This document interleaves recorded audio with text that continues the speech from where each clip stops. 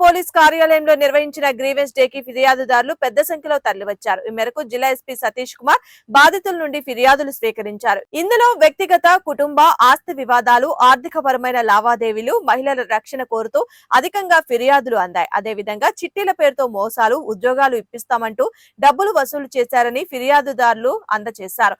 బాధితుల నుండి వినతులు స్వీకరించిన ఎస్పీ తక్షణమే పరిష్కారం చేయాలని సంబంధిత పోలీస్ స్టేషన్లకు ఆదేశాలు జారీ చేశారు. అదేవిధంగా గ్రీవెన్స్ లో ఫిర్యాదుల్ని అందజేసిన బాధితులు వారి సమస్యలను మీడియాకు వెల్లడించారు. నా పేరు వల్లెపు శివపార్వతి. నగరంపాలెంలో ఉంటున్నాము. ఇప్పుడు నలజర్లలో అద్దెకుంటున్నాము. మాకు నమ్మించి టీడీపీ ప్రతినిధి అధికారి అని చెప్పి టైలర్ బుజ్జి రాజ్యలక్ష్మి చీటీలేసి లైసెన్స్ ఉందని చెప్పి చీటీలేసి ఇవ్వట్లేదు. డబ్బులు అడిగితే ఏం కొడతారా, కొట్టండి, నా కార్డు ఉన్నప్పుడు ఇస్తా, ఏం చేసుకుంటే చేసుకోండి, ఏదైనా ఉంటే నేను పదవిలో ఉన్నాను, నా తరపున నాకు అందరు తెలుసు, మీరేం చేసుకుంటారు చేసుకోండి, ఎంతమంది తెచ్చుకుంటారు అంటుంది. కొట్టు అంటుంది. కొడితే మేము కేసు పెట్టుకుంటామంటే కేసు పెట్టండి, కేసు పెట్టినా చల్లో మీ డబ్బులు తీసుకున్నా నా తరపున అందరు ఉన్నారు, ఏం చేసుకుంటే చేసుకుని అంటుందండి. ఉద్యోగం ఇప్పిస్తాను అది ఇదనని నెట్ క్యాష్ తీసుకుంది 3 లక్షలు. ఆ బుజ్జి ఉంచుకున్న ఆయన నాగూరు గంట పెద్ద అబ్బాయి అన్నాయి, ముగ్గురు కలిసి మోసం చేశారు. పదవి పేరు చెప్పి డబ్బులు అడుగుతుంటుంటే ఇవ్వట్లేదు. మీ అబ్బాయి చదువుకున్నారు, పదవి గెలవగానే మీ అబ్బాయిలకి ఏదైనా జాబ్ చూపిస్తామమ్మా, నువ్వు నన్ను నమ్మండి, నాన్నగారు కూడా ఉన్నారు అని చెప్పారు. టైలర్ బుజ్జి నగరంపాలెం. నన్ను నమ్మి 10 మంది వేశారండి.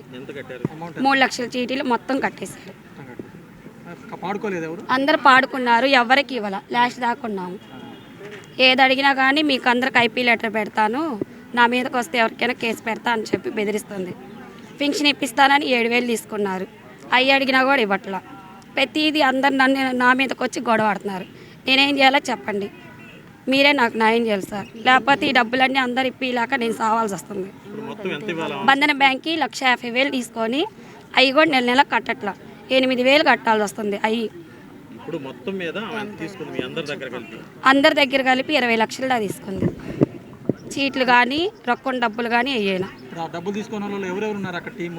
అక్కడ డబ్బులు తీసుకున్న వాళ్ళు వల్లెపు శివపార్వతి, ఏముల రాజీ, ఎస్కే ఆసిఫా డబ్బులు నా దగ్గర తీసుకున్న వాళ్ళు. పేరు హనుమాన్ అండి. మాది వాసీ మార్కెట్లో షాప్ అండి, Gayatri matching centre, shop number 184 184. గత 15 సంవత్సరాల నుంచి మేము అక్కడ వ్యాపారం చేస్తూ ఉన్నాము. ఈ నెల మార్చి 1వ తేదీన శనివారం night state bank of India మా అకౌంట్ ఉందండి, నెహ్నూర్ బ్రాంచ్లో ఆవుల సంఘం ఎదురు.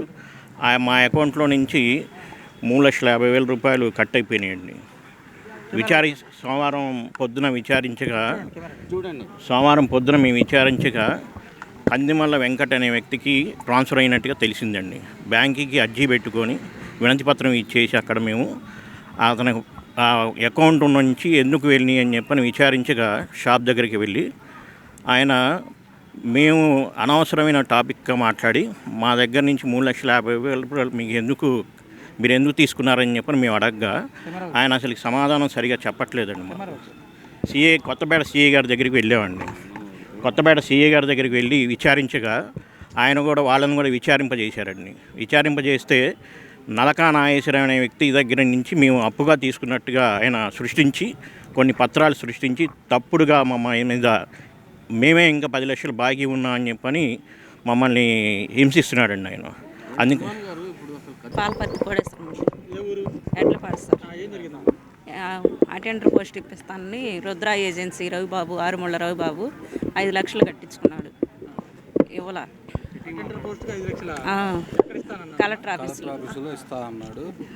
ఇస్తానన్నాడు, ఇవ్వలా. ఇవ్వక మళ్ళీ రాండమ్మ డబ్బులు ఇస్తాను అని అన్నాడు. చెక్ రాసి ఇచ్చాడు. మళ్ళీ వెళ్ళాం, మళ్ళీ 1,50,000 చెక్ రాసి ఇచ్చాడు. అవి బోనస్ అయింది. మళ్ళీ వెళ్తే ఇంకా ఆ నెంబర్లో పని చేయట్లేదు, మరి మడిసి పట్టించుకోవట్లేదు మమ్మల్ని.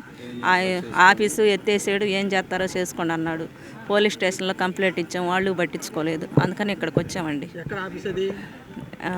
రుద్ర అమరావతి రోడ్డు శివాలయం ఎదురు రుద్ర ఏజెన్సీ. ఏం చేస్తారు, ఎట్నే మా లాంటి వాళ్ళు అమాయకులు కాడ డబ్బులు కట్టించుకొని జాబులు ఇప్పిస్తామని చేస్తూ ఉంటాడు. మేము సాక్షి పేపర్లో యాడ్ ఇస్తే దాని ద్వారా వెళ్ళాం. దాని ద్వారా వెళ్తే మాకు ఫోన్ చేశారు, వెళ్ళి మేము కట్టామండి. 2022లో కట్టాం. ఇప్పుడు 5 సంవత్సరాలు